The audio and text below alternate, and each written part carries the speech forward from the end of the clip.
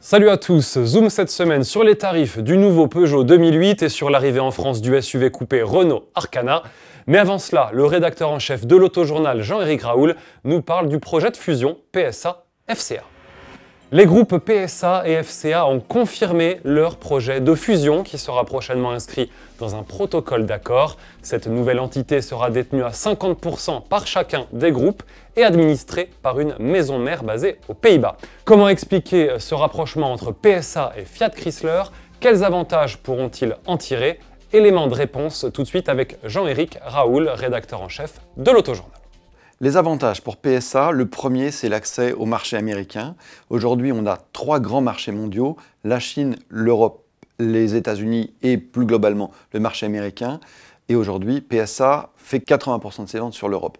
Ils ont besoin de se diversifier, ils ont besoin d'accéder au marché américain. Et là-dessus, le groupe FCA, grâce à Jeep, à Dodge, peut ouvrir la porte.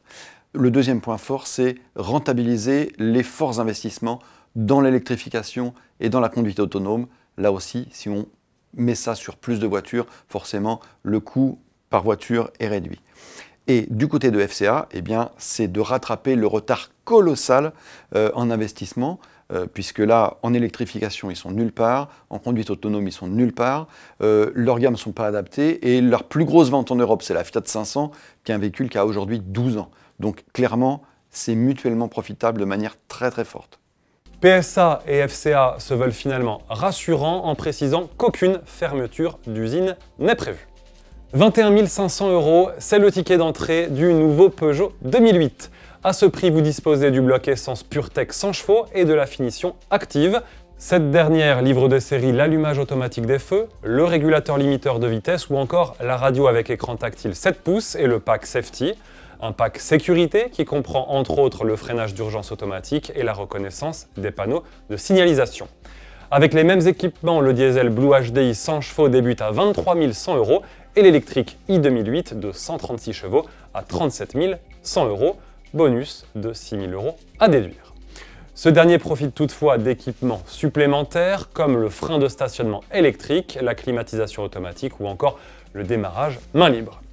Rappelons que ce nouveau Peugeot 2008 peut recevoir une technologie de conduite semi-autonome de niveau 2 sur la finition haut de gamme GT, arrivée dans les concessions en janvier 2020.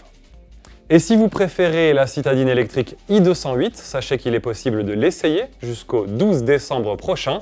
Pour découvrir les quelques 100 étapes de l'événement Peugeot Electric Tour et sélectionner votre lieu et date d'essai, rendez-vous sur le site officiel de la tournée. De son côté, Renault pourrait faire des heureux, selon Ali Kassai-Koupaï, vice-président produit et programme du groupe Renault. Le SUV coupé Arkana devrait arriver en France en 2021.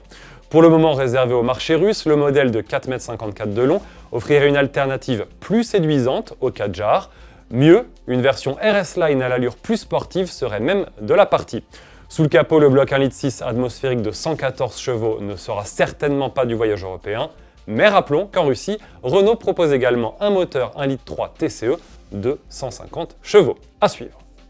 Nous restons chez Renault avec une information bien officielle cette fois. Le constructeur français a annoncé un partenariat avec l'entreprise Symbio, filiale de Michelin, pour introduire l'hydrogène dans sa gamme de véhicules utilitaires. Le premier modèle à être équipé d'une pile à combustible sera le Kangoo Z2, et ce dès la fin de l'année 2019.